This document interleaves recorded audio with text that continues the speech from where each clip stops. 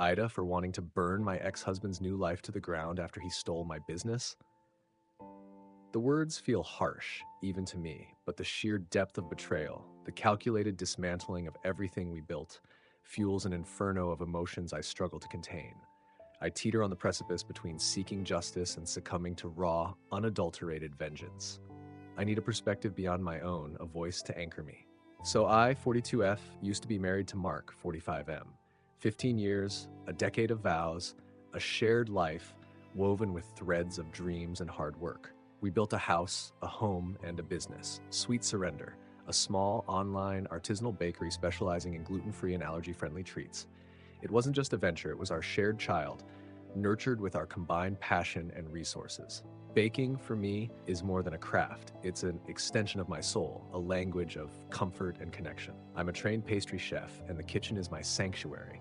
Mark, with his effortless charm and silver tongue, was the face of our enterprise. He handled marketing, the website, customer service, the business side. I was the heart, the creator, the silent architect of our success. We were a team, or so I believed. I invested my trust, my love, my very being into our partnership, envisioning a future built on shared dreams and mutual respect. Sweet Surrender began as a weekend hobby, a way to share my passion and for Mark to flex his marketing muscles. But it blossomed, thrived. People weren't just buying baked goods, they were buying authenticity, quality, a touch of heartfelt care. Rave reviews poured in, orders flooded our inbox, and we found ourselves hiring part-time help to manage the burgeoning demand. It felt like a dream realized, a validation of my talent, a testament to our combined efforts, a tangible symbol of our future together. We spoke of expansion, of a brick-and-mortar store, maybe even franchising.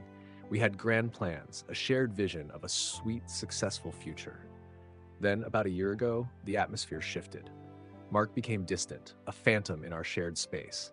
His eyes were glued to his phone, his evenings stretched into late work excuses, his presence a ghost of its former warmth. Our conversations dwindled, our shared moments evaporated. When I tried to bridge the gap, to understand the chasm widening between us, he dismissed my concerns as paranoia, my worries as insecurity. I trusted him, blindly, foolishly, and poured myself further into sweet surrender, hoping our shared success would rekindle the flame of our love. I was in denial, clinging to the illusion that our bond could weather any storm. One day, I returned from a supplier meeting, eager to share news of a promising partnership. Instead, I found him packing, his movements brisk and decisive. The truth hit me with the force of a physical blow. He didn't bother with lies, just a blunt admission. He was leaving. For someone else, younger, he added, almost as an afterthought. He spoke of unhappiness, of needing a change. He packed his bags and walked out, leaving me standing amidst the wreckage, clutching a bag of organic vanilla beans. A cruel irony, a symbol of the sweetness that had turned bitter. The divorce was a drawn-out, emotionally draining ordeal, but I clung to the belief that I'd salvaged something, that sweet surrender would remain mine. We'd built it together, but I was the foundation, the architect of its success. Mark was merely the mouthpiece, the salesman. We had a basic prenup, primarily focused on the house. We agreed to a 50-50 split of the business assets, a seemingly fair compromise. I even felt a flicker of relief, imagining a future where I could steer sweet surrender without his constant interference. That's where my naivete betrayed me. He didn't want half. He wanted it all, to erase me from the very fabric of our shared creation. Weeks after his departure, a series of unsettling events began to unfold. Our suppliers became unresponsive, their communication curt and delayed. Our website glitched, errors disrupting orders and customer experience. Our social media accounts were bombarded with negative reviews, many suspiciously similar, their vitriol clearly fabricated. I tried to reach Mark to understand the source of these issues, but he was a ghost, unreachable, unresponsive. Then came the letter from his lawyer, a legal bombshell that shattered my remaining illusions. He had filed a lawsuit claiming sole ownership of Sweet Surrender. He painted me as a mere employee, a baker for hire. He claimed he had created all the recipes, built the website, managed every aspect of the business. He had even altered the business registration, listing himself as the sole owner, a move he had made months prior during our marriage, a calculated act of betrayal hidden in plain sight. Devastation doesn't begin to describe the chasm of despair that opened beneath me. I was heartbroken, betrayed on a level I hadn't thought possible. I had trusted him implicitly, and he had repaid that trust with calculated cruelty. My lawyer painted a grim picture. Mark held all the evidence, the paperwork, the legal loopholes he had meticulously exploited.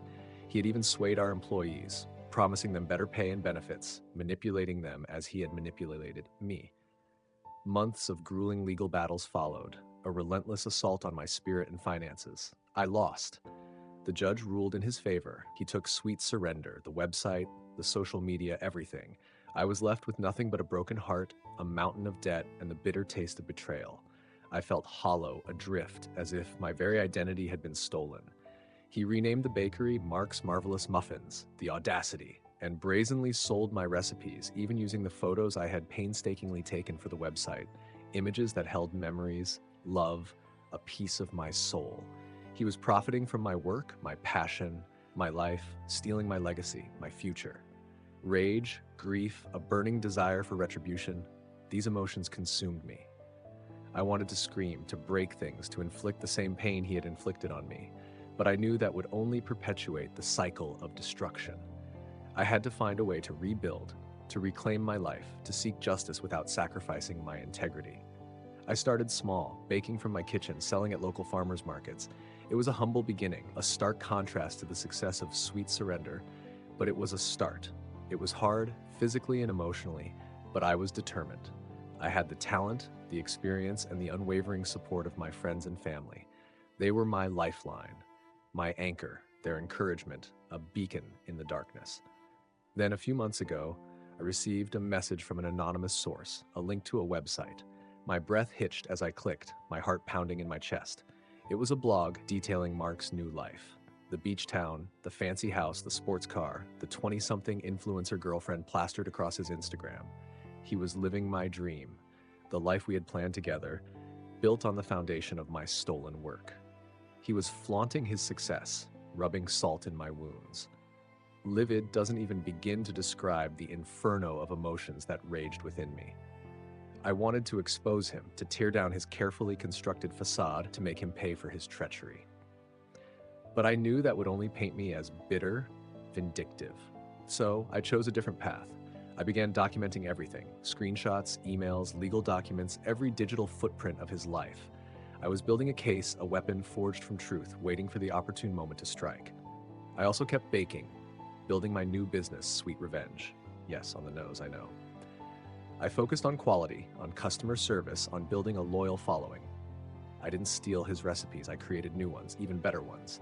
I channeled my pain into creativity, refusing to be defined by his theft. And it worked. My new business flourished. People loved my creations, my story, my resilience. They saw my strength, my determination, my refusal to be broken. Media attention followed, local news stories, invitations to speak at business conferences, even a book deal, a chance to tell my story, to inspire others. Mark's carefully crafted world began to crumble. His business faltered, negative reviews piled up, and the cracks in his facade began to show. Then, another message from my anonymous source, a recording of a phone call. Mark gloating to his lawyer, bragging about stealing Sweet Surrender, laughing about bribing the judge, a smoking gun, the final piece of the puzzle. I was stunned. He had bribed a judge, corrupted the legal system, stolen my life, and walked away unscathed. The injustice was staggering. I went to the police, the recording and my meticulously gathered evidence in hand. They launched an investigation. Weeks later, Mark was arrested, charged with fraud, theft, and bribery. His new life imploded, his girlfriend gone, his friends vanished, his business shuttered. He now faces years in prison, his reputation shattered, his life in ruins. He's become a pariah, shunned by those who once admired him. A flicker of satisfaction warms the coldness within me. He reaped what he sowed. But a shadow of sadness lingers, a ghost of the man I once loved, the man I thought I knew.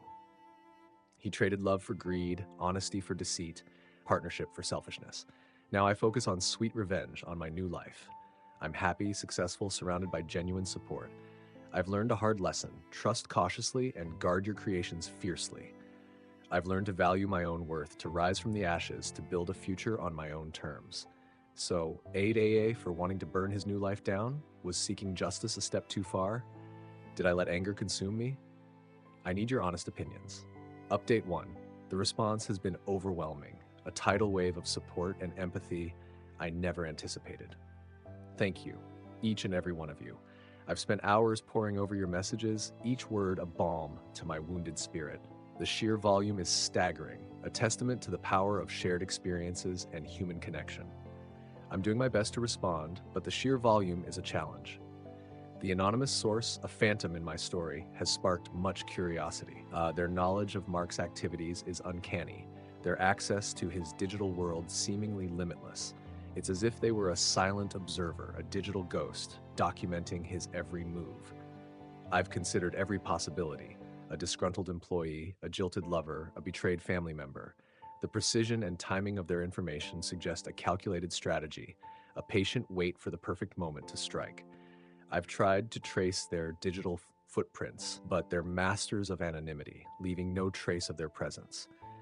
They remain an enigma, a silent ally I owe an immeasurable debt of gratitude. They were my unseen weapon, my guiding light in the darkness. Many of you are curious about the book deal. It's a memoir titled Sweet Revenge: How I Reclaimed My Life After My Ex-Husband Stole My Business. It's more than a story of betrayal and retribution. It's a chronicle of resilience, a testament to the human spirit's ability to rise above adversity. Writing it has been a cathartic journey, a process of healing and self-discovery. I've poured my heart onto the pages, sharing my vulnerabilities, my pain, my triumphs. I hope it will resonate with others who have faced similar challenges, who have felt lost and betrayed, who are searching for their own path to redemption. The publisher is enthusiastic, planning a comprehensive marketing campaign. They believe my story speaks to a broader narrative of female empowerment, of reclaiming agency in the face of injustice. I hope to connect with others who have walked a similar path, to offer them hope, to share my lessons learned. I also hope to shed light on the insidious nature of business theft and fraud, to empower others to protect themselves. The cookbook, Sweet Surrender 2.0 Gluten-Free Goodness, is also progressing well. It will be released after the memoir. I'm eager to share my new creations, to showcase my culinary evolution, to prove that I'm more than just a baker. I'm an artist and innovator. I've been experimenting with new flavors and techniques, pushing the boundaries of gluten-free baking, creating treats that are both delicious and meaningful. Each recipe is a story, a reflection of my journey. The lemon lavender cake, for instance, evokes the tranquility of my garden, a sanctuary during my darkest hours. The dark chocolate sea salt brownie embodies the bittersweet taste of resilience, the strength forged from pain. This cookbook is a celebration of life, love, and the transformative power of baking. Mark remains in jail, awaiting trial. His lawyer is attempting to negotiate a plea deal, but the prosecution is resolute in seeking justice. They possess a mountain of evidence, confident in securing a conviction. His legal team paints him as a victim of circumstance, a man under duress, but his actions were calculated, premeditated, devoid of remorse. He deserves to face the consequences, to pay for his betrayal. I've been told he's isolated, struggling with his new reality, a stark contrast to the life he stole. My future remains uncertain, but I'm filled with optimism. I'm focused on my business, my writing, my well-being. I'm surrounded by unwavering support. I've incorporated meditation and yoga into my routine, seeking inner peace, cultivating resilience. I'm learning to set boundaries, to prioritize my needs, to rebuild my life on a foundation of self-respect and authenticity. Thank you again. Your support is a beacon in the darkness. Update 2. The whirlwind continues. Mark's trial is imminent, the media frenzy reaching a fever pitch. Every news outlet clamors for a piece of the story. It's exhausting, but I recognize the importance of sharing my experience, of raising awareness about the insidious nature of fraud. I strive to remain grounded, to maintain perspective, to focus on the positive aspects of my journey. I've limited my exposure to social media, protecting my mental well-being, avoiding the negativity that often accompanies online attention. My PR team meticulously manages media requests, ensuring my message remains consistent, my voice heard, my narrative controlled. The constant scrutiny is overwhelming, but I understand its necessity, a way to hold Mark accountable, to inspire others to seek justice. The anonymous source has delivered another devastating blow. Emails exchanged between Mark and his lawyer detailing their elaborate scheme to bribe the judge to manipulate the legal system. The calculated malice is sickening. They even had a contingency plan, a strategy to discredit me, to paint me as unstable should the bribe fail. This wasn't a lapse in judgment. It was a deliberate, calculated attempt to destroy my life. Legal experts confirm the emails are damning, irrefutable proof of Mark's guilt. The prosecution is confident in their airtight case, adding charges of conspiracy and obstruction of justice. Mark's lawyer is scrambling, attempting damage control, but the walls are closing in. They've even made back-channel attempts to negotiate a settlement to persuade me to drop the charges. I refuse. Justice will be served. Sweet Revenge, my memoir, is nearing completion, the publisher pushing for an earlier release to capitalize on the media attention. They're also planning a nationwide book tour, a daunting but exciting prospect. I'm eager to connect with readers, to share my story, to inspire others. But I'm also aware of the emotional toll, the reliving of trauma, the increased scrutiny. I'm working with a therapist to prepare for the emotional journey, to develop coping mechanisms, to maintain equilibrium. The publisher is also producing a documentary, further amplifying my voice, reaching a wider audience. Sweet Surrender 2.0, my cookbook, is progressing smoothly. I've refined the recipes, adding personal touches, sharing the stories behind each creation. I've included baking tips and ingredient substitutions, making the recipes accessible to everyone. This cookbook is a celebration of creativity, resilience, and the joy of baking. Sweet Revenge, the business, is thriving. We've outgrown my kitchen, securing a commercial space, expanding our online presence, exploring new distribution channels. It's demanding, but seeing my vision come to life is incredibly rewarding. I've assembled a team of professionals, allowing me to focus on the creative aspects. We're also developing a line of baking mixes, exploring franchising opportunities. I've established a support group for women who have endured similar experiences, a safe space for sharing, support, and empowerment. We meet weekly, inviting guest speakers to provide guidance. I plan to expand this support group nationally, creating a network of empowerment. Online resources and workshops are also in development. My personal life is a work in progress. I'm focusing on healing, on well-being. I've reconnected with old friends, forged new bonds. I'm learning to trust again, cautiously. I've found joy in dance classes, in nature, in reconnecting with my inner self. Many ask about forgiveness. It's a complex question, one I'm still grappling with. I believe in second chances, but forgiveness doesn't equate to forgetting. I doubt I'll ever fully forgive Mark, but I'm focused on my own happiness. I'm learning to forgive myself for trusting him, releasing the burden of guilt, embracing self-compassion. I don't feel guilty for ruining his life. He made his choices, he bears the consequences. I simply held him accountable, ensuring justice was served. Thank you for your unwavering support. Your messages are a source of strength, a reminder that I'm not alone. Update 3, the trial has concluded, the verdict delivered. Mark has been found guilty on all counts: fraud, theft, bribery, conspiracy, obstruction of justice. 15 years, no parole for 10, and restitution, though I doubt I'll ever see it. The courtroom was packed, the verdict broadcast live. Relief washed over me, a sense of closure, of vindication. Truth prevailed. The courtroom erupted in applause. It was over. Justice was served. A quiet smile touched my lips. It was a victory for all who had been wronged, a symbol of hope. The trial has concluded, the gavel has fallen, and the verdict echoes through the halls of justice.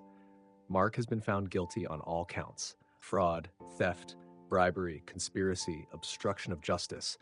The weight of his deceit has finally crushed him. 15 years with no possibility of parole for the first 10. And restitution, a hollow promise, a symbolic gesture for the life he tried to steal. The courtroom was a sea of faces. Reporters scribbling furiously, cameras flashing, the verdict broadcast live across the nation. A palpable tension hung in the air, a collective breath held captive for weeks, finally released in a resounding exhale of justice. I felt a wave of relief wash over me, a sense of closure I had longed for, a vindication that settled deep within my soul.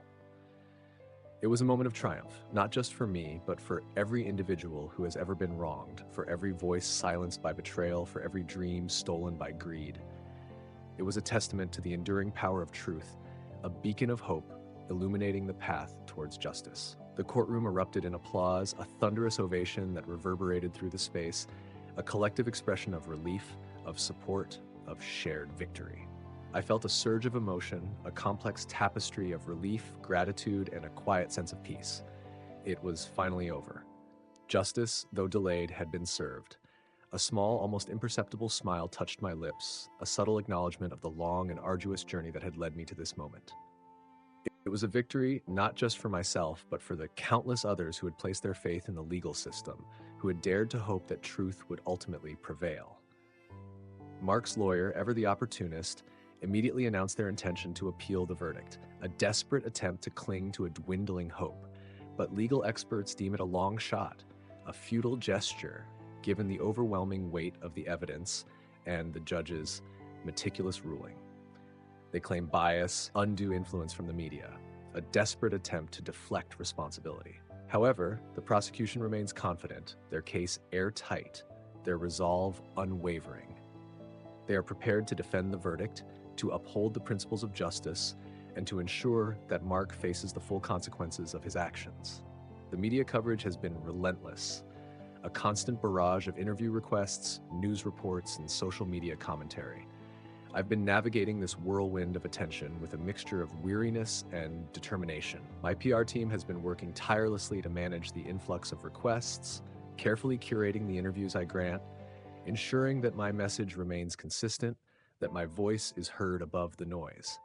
I've been selective, focusing on sharing my message of resilience, empowerment, and the importance of holding perpetrators accountable, rather than dwelling on the sensational details of the trial. I have also been working closely with a media coach, honing my communication skills, learning to navigate the complexities of public speaking, and ensuring that I present myself with composure, grace, and strength.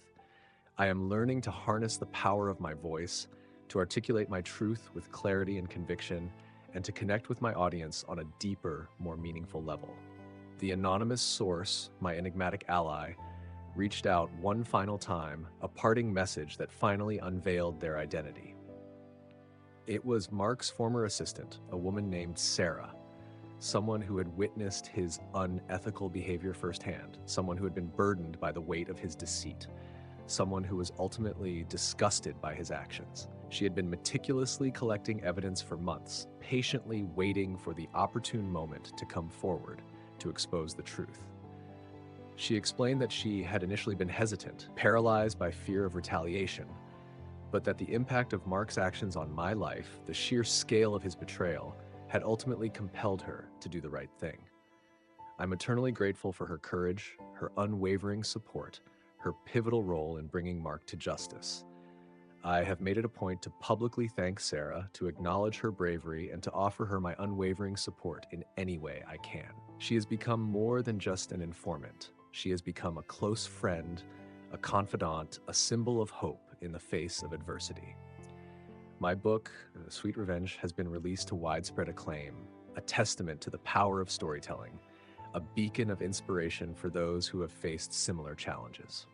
I've embarked on a whirlwind book tour, traveling across the country, meeting readers, sharing my story, and connecting with individuals on a deeply personal level. The response has been overwhelming, a testament to the human capacity for empathy, for resilience, and for the unwavering pursuit of justice.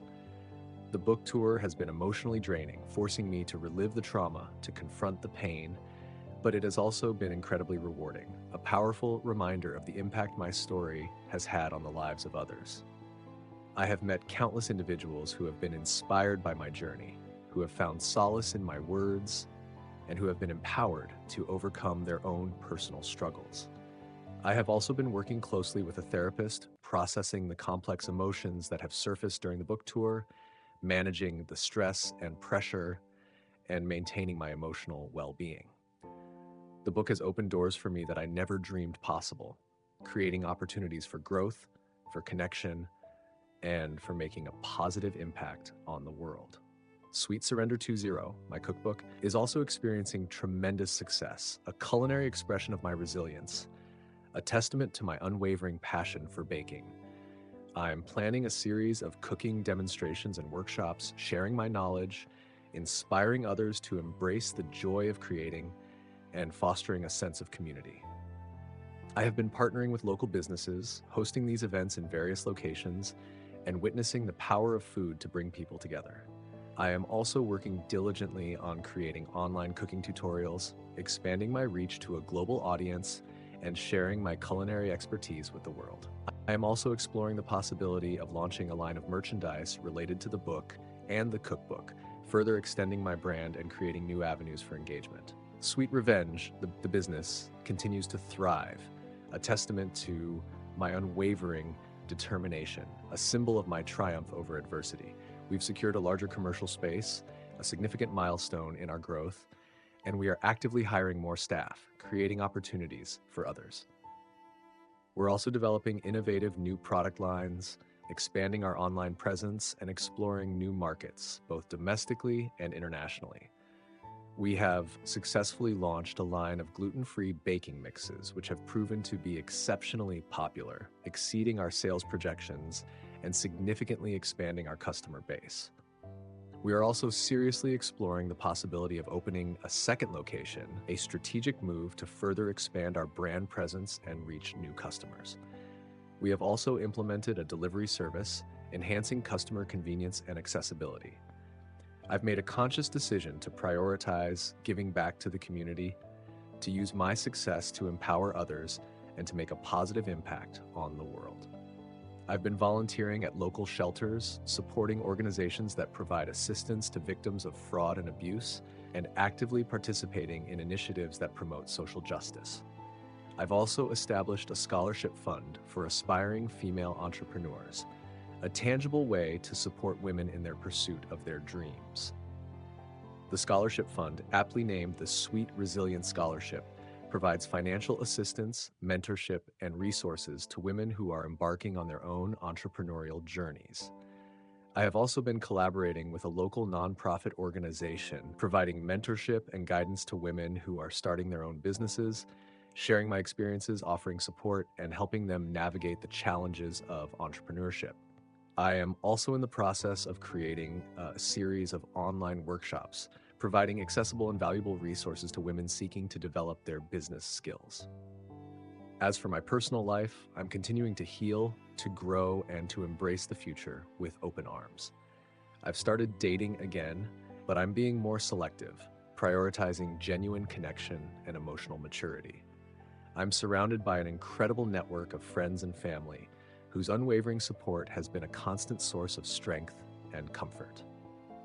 I have been focusing on self-care, prioritizing my well-being, and making time for activities that bring me joy, fulfillment, and a sense of peace.